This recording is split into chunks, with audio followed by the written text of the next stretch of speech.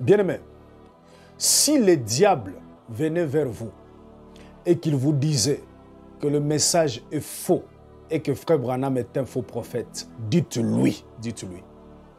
Si le message est faux et que Frère Branham est un faux prophète, pourquoi cette colonne de feu qui est avec le Seigneur Jésus-Christ, cette colonne de feu qui est avec Frère Moïse est au-dessus de la tête du prophète William Maron Branham? Frère, disait ça? Oui, monsieur.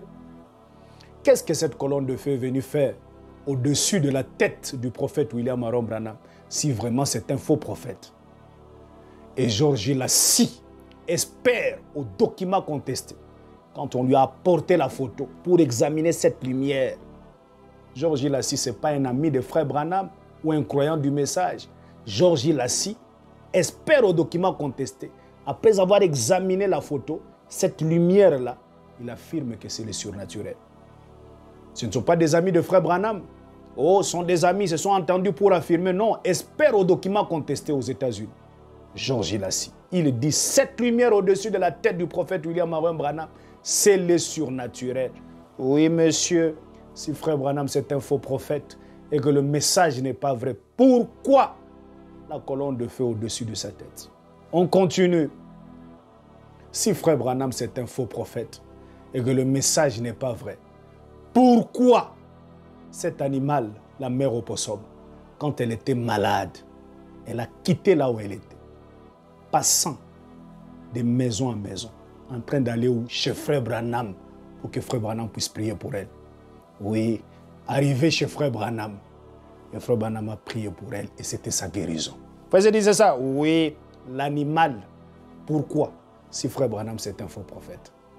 On continue. Dites-lui à Satan. Si Frère Branham est un faux prophète et que le message n'est pas vrai, pourquoi la mère de Georgie Carter, elle qui traitait Frère Branham d'un menteur, pendant que sa fille se mourait, elle était là, ne sachant pas quoi faire. Et elle voit l'ombre de Jésus apparaître sur le mur. Et en cherchant à comprendre ce qu'elle voyait, et d'un coup, elle voit Frère Branham qui entre avec sa Bible. Et c'était la guérison de sa fille. Frère disait ça? Oui, monsieur. Frère disait ça? Oui. Elle était là, en train de vouloir comprendre. Elle voit l'ombre de Jésus apparaître sur le mur. Quand elle s'approchait pour comprendre, qu'est-ce qu'il voit? C'est quoi ça? Et d'un coup, elle voit Frère Branham qui entre avec la Bible. Et c'était la guérison de sa fille. Si Frère Branham c'est un faux prophète, pourquoi tout ça? Pourquoi tout ça? Frère disait ça? Oui, monsieur. Il y a quelqu'un qui doute encore. Wamba ou Bala. Prenez la mère de Georgie Carter qui traitait le prophète d'un menteur. Témoigne qu'un jour, pendant que sa fille se mourait, elle avait vu l'ombre de Jésus apparaître sur le mur en voulant comprendre ce qu'elle voyait. Et elle voit Frère Branham qui entre avec sa Bible.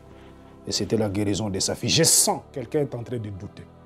Wamba, Bala, Branham mourir. Vous pouvez lire cela dans la prédication du prophète Branham, titrée La vie des démons et le vision, prêché en 1951, dans le paragraphe 18 jusqu'à 21. Vous allez lire l'histoire de la mère de Georgie Carter. Oui, dites ça à Satan. Et il ne va pas vous répondre. Il va fuir. Frère dit, il va fuir. Oui, monsieur, le message est vrai. Frère Branham, c'est un vrai prophète. Les recevoir, c'est la vie. Et les rejeter, c'est la mort. Oui, shalom.